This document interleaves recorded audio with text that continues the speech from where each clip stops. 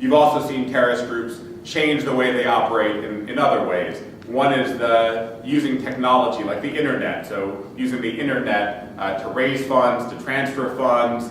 One of the religious pronouncements from one of the terrorist groups recently was about, he wrote a long manifesto on the need to hack into US websites to steal people's money.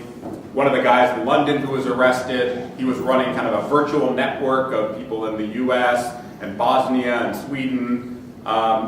And when he was arrested, he was found with 37,000 credit cards on him that he was using to finance his activities. So I think it gives. They had actually just purchased. They had gone onto one of these websites that sells stolen credit cards, purchased them, and they were off to the races. And interestingly, they even used an online gambling. They would tend to take these credit cards. They would then use those credit cards to gamble online, and losing obviously is no big deal. And the winnings they would then take and put into their bank account that they had opened under these names. So I think it gives a sense of basically when you have 37,000 credit cards and are doing this, it's basically the money supply is unlimited.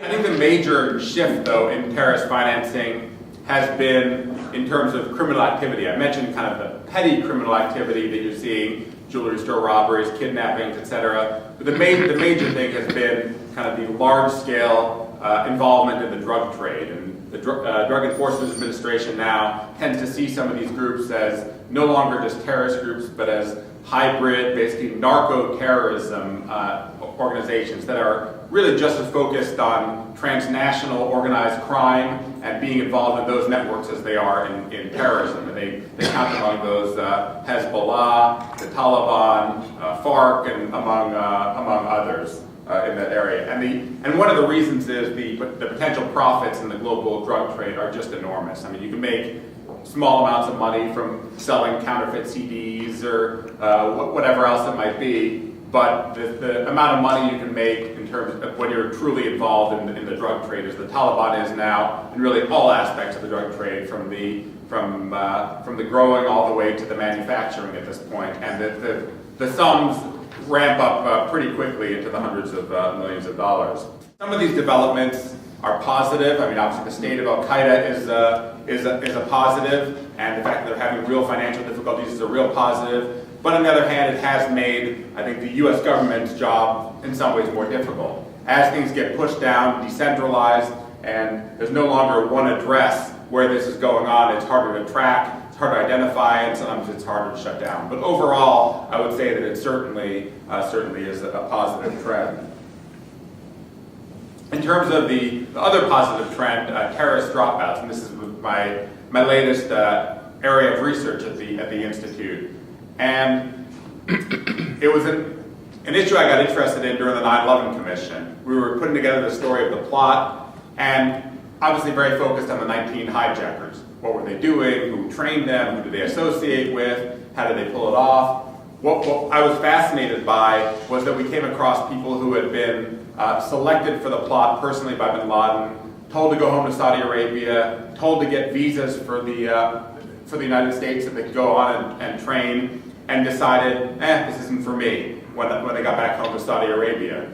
And what was particularly strange about this, we were very interested in this, but really didn't have the time to focus on why and how they were different from the other 19. But what was really striking about it was that Al-Qaeda didn't really seem to care. I mean, these two guys were back in Saudi Arabia and then they contacted their families against instructions and decide, this isn't for me. And Al-Qaeda, with one of them, sends somebody out trying to convince them otherwise, says no thanks, and that's the end of it. So there's two guys out there who now know about a major upcoming operation, and Al-Qaeda just leaves them alone.